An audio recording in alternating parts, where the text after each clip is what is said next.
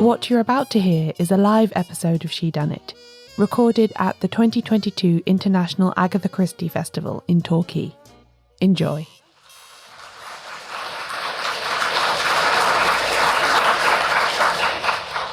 Hello, welcome to She Done It. I'm Caroline Crampton. Our story today starts on Monday, the 1st of March, 1926. A woman opens a newspaper and finds herself drawn in by a story published inside. In this edition, the Daily Mirror has printed the first instalment of a new whodunit, The Wintringham Mystery, by a relatively unknown writer by the name of A.B. Cox. It starts with a scene that could be straight out of P.G. Wodehouse. A young man named Stephen Munro is telling his confidential valet Bridger that the legacy they have lived upon since the end of the First World War is all gone.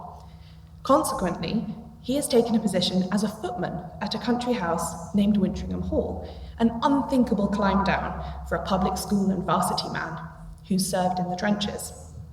Already, our woman reading is intrigued. She, like every other middle-class housewife in 1926, knows only too well that jobs for demobbed soldiers and experienced country house servants are equally hard to come by. And once Stephen is installed in his new position as footman, the compelling details keep coming. The grumpy and ancient lady of the manor has assembled an oddly mismatched house party. Her companion, Millicent, seems to be utterly crushed by the force of the old lady's personality, and her ward, Stella, appears to have a dark secret that she doesn't want anyone else to know. And then, the big cliffhanger. Stephen, the new footman, opens the front door of Wintringham Hall to admit a guest and sees before him the girl he loves, but whose photograph he'd burned before starting his new life as a servant. What could be about to happen next? You'll have to buy the newspaper tomorrow to find out. And if that wasn't enough of an incentive, the canny editors have inserted a box into the text just before the end of the story, containing the following information. £500 in prizes will be awarded to readers in connection with this serial. Full particulars will be announced next Thursday. Readers are advised to cut out and retain the instalments for careful perusal again after the terms of the competition are published. £500. In today's money, that's over £20,000, an awful lot of money, and certainly worth the trouble of following the story daily over the next couple of weeks.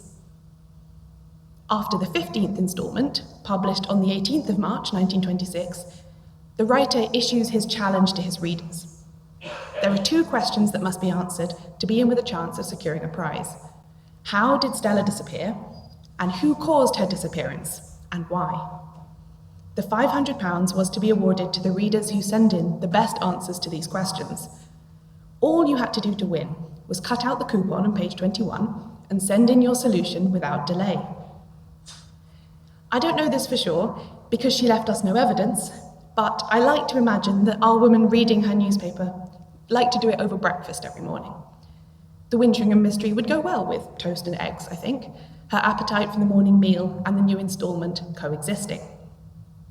On that final morning then, perhaps she pushed the plates and cups out of the way so that she could scribble down her solution, drinking the dregs of her cold tea while she pondered the exact wording that best expressed her answers.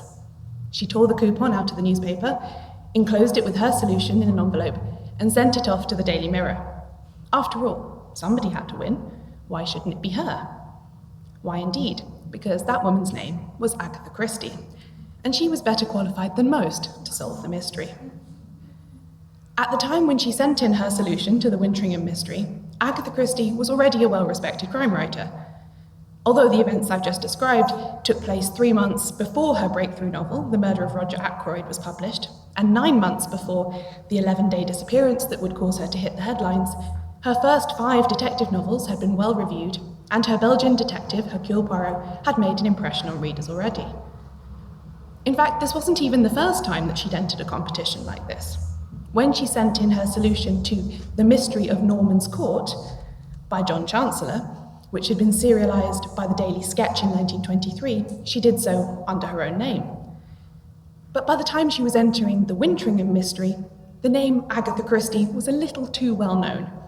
It might seem like an inside job if a famous mystery writer tried to scoop the top prize, like a professional slightly cheating by entering an amateur competition. Just to be safe then, she entered under her husband's name. Colonel A.E. Christie sadly didn't win the competition for the Wintringham Mystery, probably to Agatha's disappointment. In fact, nobody really won. A.B. Cox must have been very pleased with himself, having outsmarted the thousands of readers from all over the world, none of who provided entirely correct answers to both of the questions posed. The first and second prizes, planned to total £375, were instead divided between the 5 top entries that were deemed of equal merit. Agatha did, however, receive one of the £5 consolation prizes, awarded by the editor to commend solutions that came close in an inventive or original way.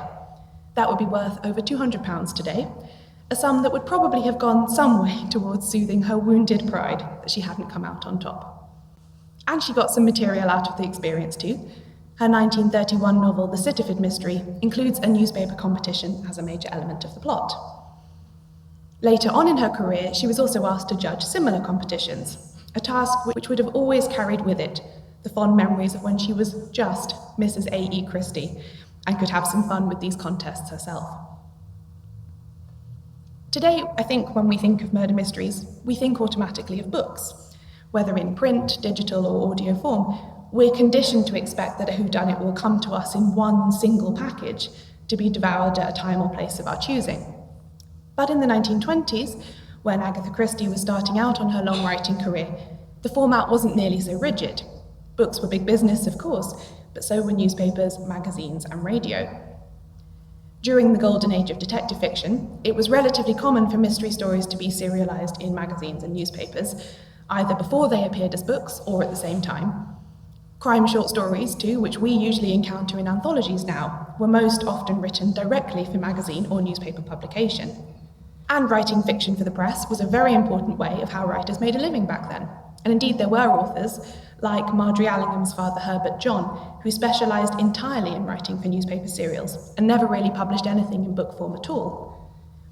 It was especially important for mystery writers who were new to publishing as a genre, as it was finding its feet in the 1920s. It was therefore very common for a writer of fiction to supplement their income by writing stories for serialization in the press, or indeed to publish their longer works first in that kind of way, and then later edit it into a single volume. That's what happened with The Wintringham Mystery, and many others at the time. A.B. Cox wrote it first in the 15 instalments for publication in the Daily Mirror, and then the following year put it together as a book that appeared under the different title of Cicely Disappears. Even before her career was taken to a new level by the popularity of The Murder of Roger Ackroyd, it was actually the sale of serial rights to her early novels that enabled Agatha Christie to take writing seriously as more than a hobby. She was astonished to receive £500 from the Evening News for serial rights to The Man in the Brown Suit, a sum equivalent to about £20,000 today, and with which she bought her first car. This aspect of publishing has all but disappeared today, but it was a great support to the up-and-coming writers of the 1920s. As I can tell you from personal experience, it can often take a long time for the money from book deals, even lucrative ones, to actually appear in your account, because publishing moves relatively slowly. You could be working on a book for years before it's published and before you actually receive your money. Whereas writing for the press, everything happens much faster. You could write a story one day, have it appear the next, and be paid the week after. For writers then, this type of publication had really obvious benefits. But for the newspapers too, it had upsides. Serials justified the high fees paid to writers because they helped to capture new readers and keep them coming back for each new instalment. At its best, the relationship between newspaper editors and crime fiction writers in the 1920s could be mutually beneficial, and both were always on the lookout for new opportunities and innovations to make what they published more interesting for readers and beneficial for themselves. And that's where the competition mystery comes in. In one sense, it was just a standard serialization, with one story strung out over many days, with each part written to end on a cliffhanger so readers would be sure to buy the next edition. And this isn't anything new. Charles Dickens was doing it with Bleak House in the 1850s. But the addition of the prize for the correct solution, though, really amped up this effect. Not only did the reader want to keep buying the paper to see what happens in the story, they needed to know what happened so as to have a chance of submitting the right answer and winning the prize. It locked in sales for the duration of the serialization, ensuring that keen readers weren't likely to forget or miss a day. And if a proportion of those who bought the Daily Mirror just to get the Wintringham mystery found that they liked the publication in general and wanted to keep buying it after the competition was over, so much the better. There was also something about the competition element that really gelled with the fundamentals of mystery writing. When Agatha Christie was reading the Wintringham mystery in the spring of 1926, the rules of detective fiction that would end up being more codified as writers coalesced around the format were still a few years away. But the sense of a good golden age mystery as a contest between writer and reader was already there. The notion of fair play was crucial in distinguishing detective fiction from other kinds of writing about crime, as in thrillers or sensation fiction. In a detective novel, the writer should play fair with the reader, revealing clues and suspects as the sleuth discovers them, so that the reader has a reasonable chance of working out the culprit. Final chapter reveals or outlandish late revelations were not considered good sport. The inclusion of maps, floor plans, and other diagrams were also part of this, because they gave the impression of total transparency, and that the reader was being let in on all aspects of the detective's case. Before the advent of the newspaper competition, some mystery writers were already formalizing this competitive process in the shape of what was called a challenge to the reader. The early Ellery Queen mysteries are notable for this. About 3/4 of the way through the book, the narrator pauses in the story and sort of breaks the fourth wall to notify readers that they've been given all the relevant facts they need now to solve the case.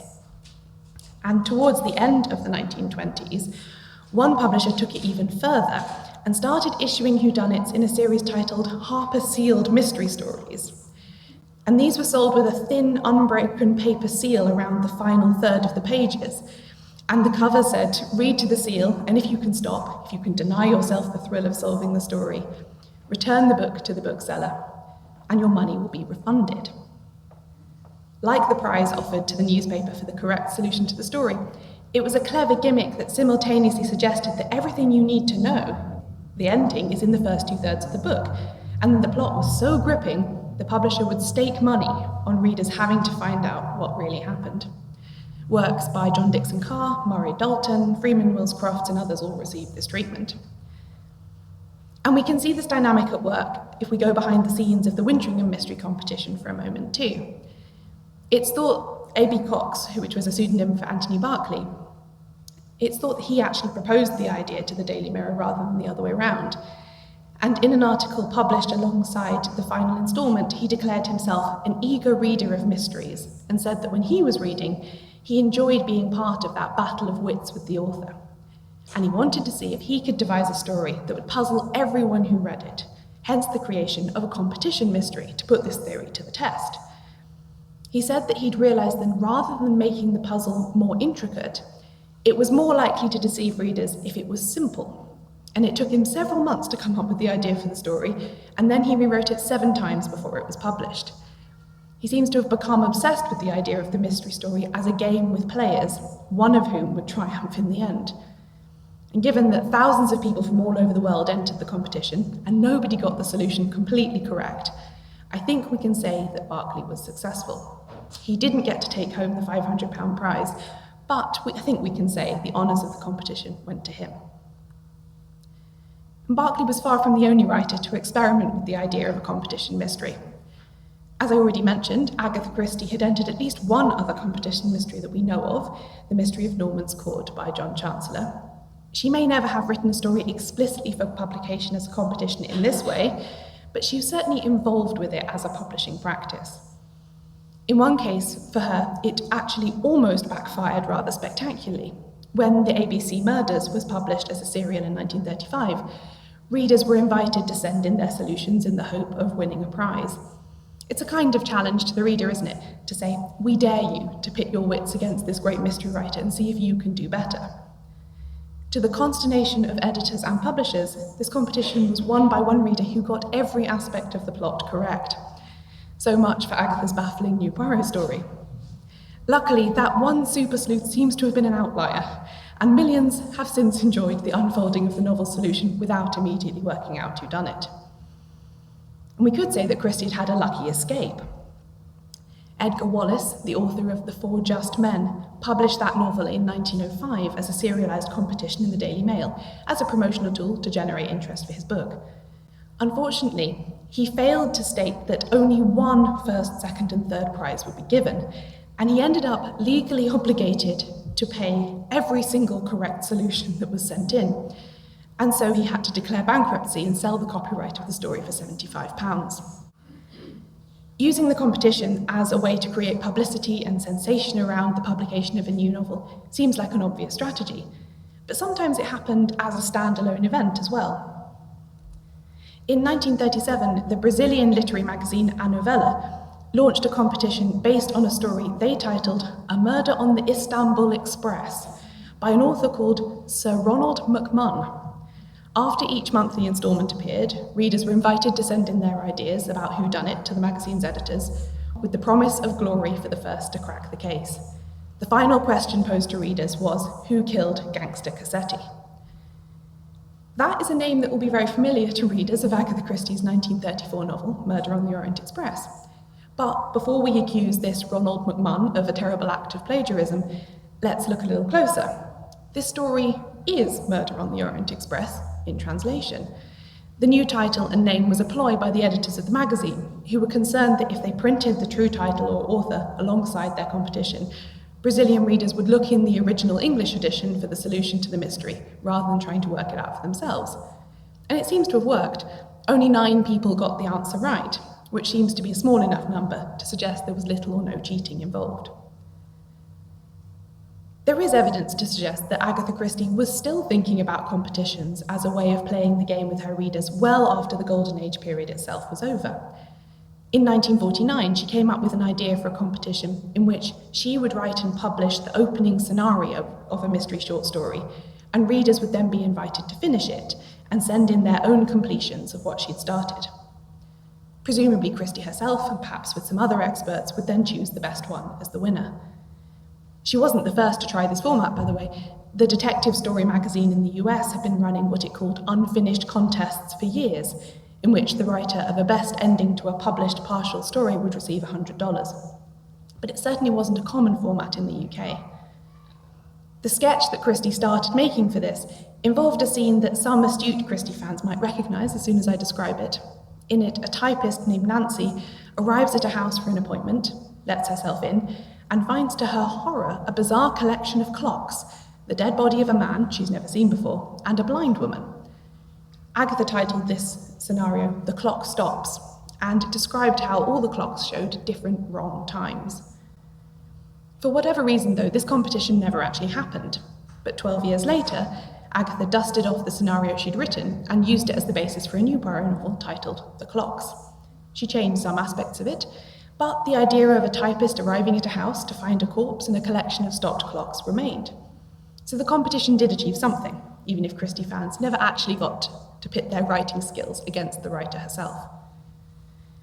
And Christie was far from the only writer to dabble in competitions when it came to mystery writing.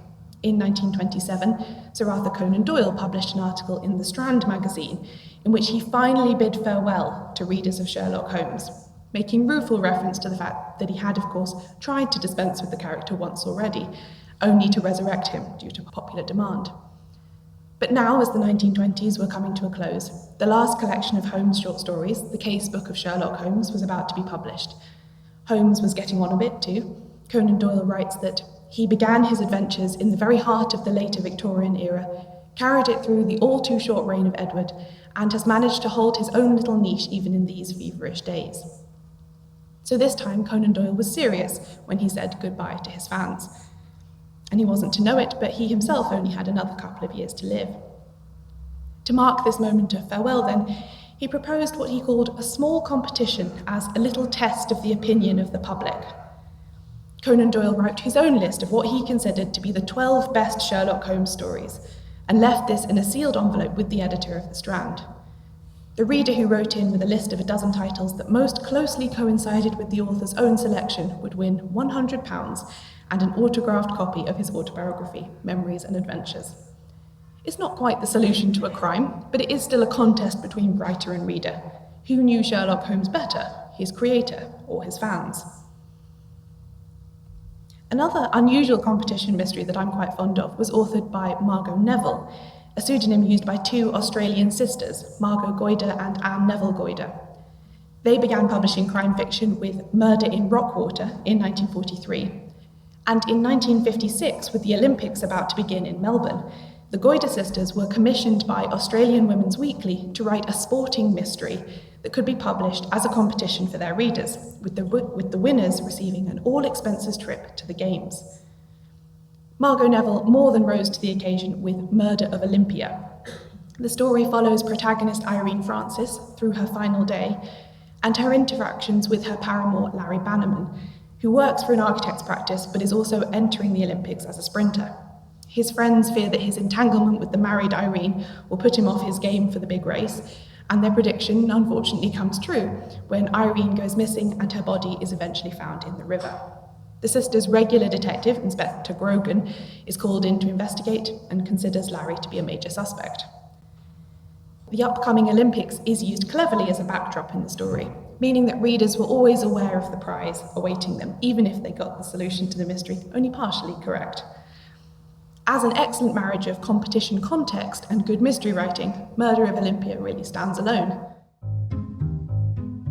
After the break, hunting for snuff boxes on the Isle of Man.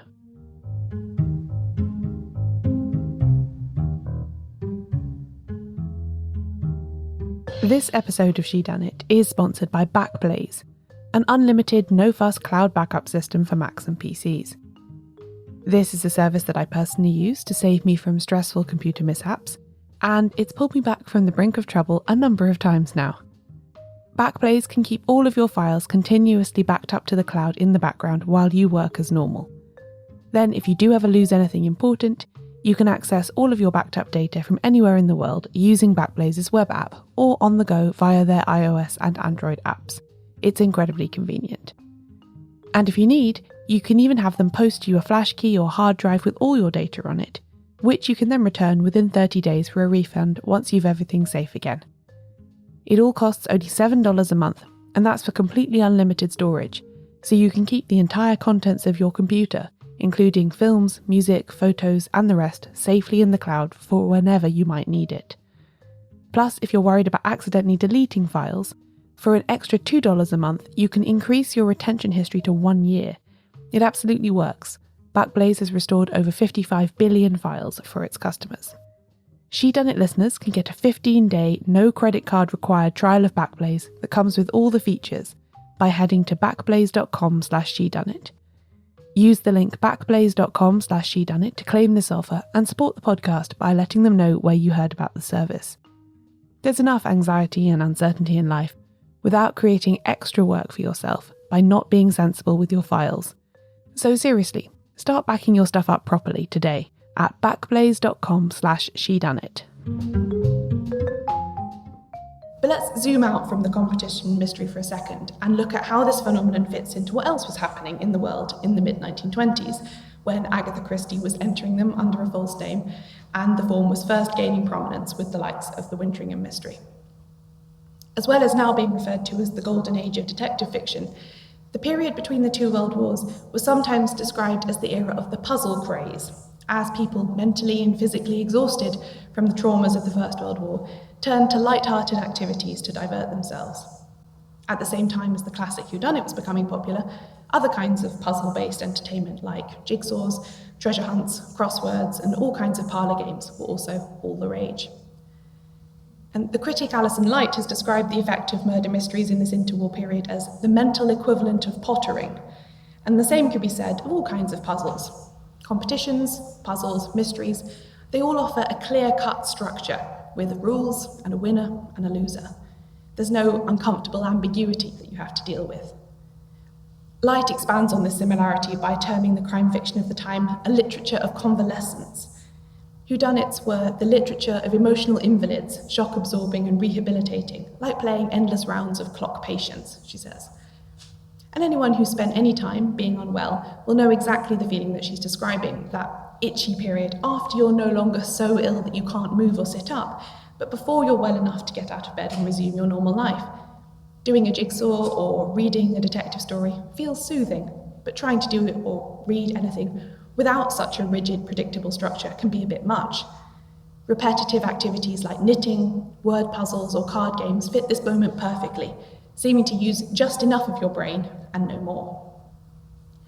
Somerset Maugham had rather a good take on this in his essay, The Decline and Fall of the Detection Story, in which he describes how he discovered the convalescent power of detective fiction while literally in bed convalescing. He spent the first part of the First World War receiving treatment in a sanatorium for tuberculosis in the north of Scotland, and there he learnt how pleasant it is to lie in bed with aspirin, a hot water bottle, a rum toddy at night, and half a dozen detective stories. I am prepared to make an ambiguous virtue of an equivocal necessity, he wrote. In the context of the post-First World War period, Light calls this that lack of capacity for concentrated thinking which plagued the returned soldier, and suggests that those at home who endured years of waiting and assuming the worst were equally afflicted with it. The cure was pitting their wits in a struggle that was cerebral without involving strain, and that's just what detective novels and the other kinds of puzzle that were gaining popularity in the 1920s provided. They relieved anxiety rather than generating strong emotion. We've seen a version of this ourselves, I think, in the last couple of years, as the strain of continued pandemic and repeated lockdowns has pushed us towards these kind of activities again. It's not a surprise, I think, that new crime novels with strong ties to the tropes of the Golden Age, like those by Richard Osman, for instance, have been very popular. Even the genre's critics saw the similarities between the classic mystery novel and the other types of puzzle games popular at the time. In his famous 1945 New Yorker essay, Who Cares Who Killed Roger Ackroyd?, the critic Edmund Wilson says that the reading of detective stories is simply a kind of vice that, for silliness and minor harmfulness, ranks somewhere between smoking and crossword puzzles. But people love whodunits and crosswords alike because they're absorbing and distracting, but not disruptive. A competition mystery seems like an excellent next advance on this idea. It combines the predictable structures and suspense of a mystery story with the good, clean, fun kind of competitiveness that comes with doing a crossword or a treasure hunt. Put in this light, it seems like the perfect Golden Age activity. And here we have an example of what we think is the first ever crossword puzzle from the New York Post in 1913. They did a typo and it says word cross puzzle, which they corrected 2 weeks later. But let's go back to Agatha Christie for a minute. As well as entering competition mysteries and coming up with the ideas for her own, she also wrote perhaps the purest expression of this puzzle craze phenomenon in the late 1929. The chairman of the Tourism Committee on the Isle of Man approached Christie with the idea of creating a hybrid mystery story and treasure hunt that would incentivize people to visit the island and enjoy all it had to offer. Christie was very taken with this idea, and she made a research trip to the Isle of Man in spring 1930 to scope out the landscape before penning her story. Entitled Manx Gold, her story revolved around two cousins who returned to the Isle of Man for the reading of their eccentric uncle's will. This document sends them on a treasure hunt around the island, following clues written in verse to find the location of the next cache. Readers were supposed to follow the clues themselves and discover 4 snuff boxes that had been buried around the island, which they could then exchange at the tourism office for a £100 prize, worth over £4,000 today. Residents of the Isle of Man were unfortunately ineligible for the prize, since it was thought that Christie's clues to different locations on the island would be too easy for them to crack. The upcoming publication of the story was advertised heavily, and then it began serialisation in 5 instalments in newspapers in the northwest of England, from which the Isle of Man is an easy trip for a weekend. It was also made into a booklet titled June in Douglas, and distributed at hotels for visitors to pick up. I understand these are now highly collectible and very rare, so if you ever see one in a charity shop, be sure to buy it. As a result of this rarity, the story remained mostly unknown until the 1990s, when it was rediscovered by Christie expert Tony Medawar and republished with an editorial note in the collection While the Light Lasts. So there is another way to read it if you don't find one of these. It seems that as a treasure hunt mystery hybrid, Manx Gold was considered to be a success, well worth the investment in Christie's £60 fee, about £3,000 today, and the £400 prize money for the winners. But for whatever reason, the experiment was not repeated, and as far as I know, it remains the only major Golden Age treasure hunt mystery. But the publishing of competition mysteries continued throughout the Golden Age period. While the classic whodunit was in its heyday, and newspaper serialization was a common publishing route. It was a popular way of entertaining readers and generating sales. Anthony Barkley, author of The Wintringham Mystery under his A.B. Cox pseudonym, and a co-founder of the Detection Club in 1930, seems to have been especially fond of it as a form. Several of his other novels received this treatment in the press, right up to his final detective fiction in the late 1930s. Both his novels Not to be Taken and Death in the House appeared as competitions in John o' London's Weekly in 1938 and 1939, even though the Second World War was on the horizon, and the convalescent power of the mystery novel and the puzzle craze was on the wane. Barkley himself would remain very engaged with detective fiction for the rest of his life as a critic, but he didn't publish any more of his own work after these competitions in 1939. But although we deem the golden age of detective fiction to have officially concluded in 1939, the style and structures that enjoyed such popularity in that period have endured, and so has the competition mystery, albeit in some slightly less high-profile ways. There are some nice examples from the 1940s and 1950s, such as Macdonald Hastings' Mr. Cork's Secret, which appeared in 2 parts in Lilliput magazine in 1952, with a prize of £150 offered for the best solution sent in before the second instalment appeared. In a nice touch, when this story was republished in the British Library Crime Classics anthology Crimson Snow, the 2 parts were kept separate in the book, so that today's readers can have the same experience as Hastings intended, and a chance to try and solve the mystery before reading the solution. There's also more recent examples, such as The Crime of the Century by Kingsley Amis, which appeared as a 6-part serial in the Sunday Times in 1975, intended for summer holiday reading. Although entirely modern in setting and style, the rules of the competition remain very familiar from the Golden Age, with readers invited to send in their solutions after the 5th instalment. The winning entry, by one Howard Martin, was printed alongside Amis's own ending to the story. And when the book was published in book form in 1987, Amis wrote that he found the serialized competition form very restrictive, since to fit the word count and create the desired cliffhanger at the end of each part, he had to cut back his manuscript brutally. He wrote that he pared the whole thing down, getting rid of anything that wasn't plot, including characterizations, descriptions of places and journeys, inner thoughts, any kind of feeling, whatever might be called extra. Today, the most common kinds of competition for crime fiction are for writers, not really for readers. This transition happened slowly over the 20th century. Agatha Christie, for instance, was a judge for a Don's detective novel writing competition that the Collins Crime Club ran in the 1960s, looking for the next Michael Innes. Today, you're far more likely to be invited to submit your ideas about mysteries with a view to being published yourself, rather than just because you're a reader who likes to solve puzzles. But there are traces of the competition mystery out there still, and signs that the difficulties of the last few years have brought it attention, just as it has the classic whodunit form. Which brings me to Kane's Jawbone, perhaps the best ongoing combination of the puzzle craze, the Golden Age, and the competition mystery. Edward Powys Mathers, a crossword setter known as Torquemada, created this literary puzzle in 1934, and it takes the form of 100 pages of a mystery story arranged in the wrong order, each page breaking off in the middle of a sentence. To solve the puzzle, the player must simply get the pages in the right order. 2 people solved it in 1935 and received the prize of £25 each. The solution has never been made public, and versions of the puzzle became scarce until it was republished in a new edition in 2019. 4 people are now known to have solved Kane's Jawbone, including the comedian John Finnemore, who took 6 months to do it at the start of the COVID pandemic. It also became a viral sensation on TikTok last year, with hundreds of people documenting their attempts to solve it. I'm not aware of a TikTok winner yet. It isn't quite the same as Agatha Christie writing into the Daily Mirror with her solution to the Wintringham mystery in 1926, but the spirit and excitement of the competition mystery seems to be very much still alive today. Thank you very much for listening.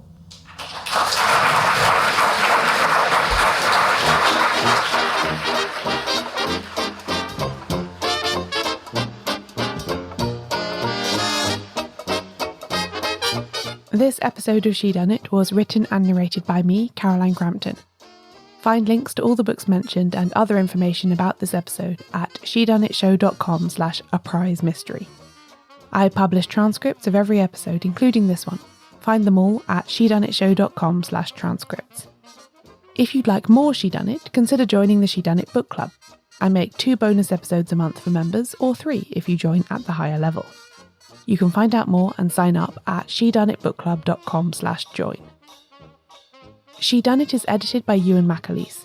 Production assistance from Leandra Griffith. Member support for the She Done It book club from Connor McLaughlin. The podcast's advertising partner is Multitude. Thanks for listening. I'll be back in 2 weeks with a new episode.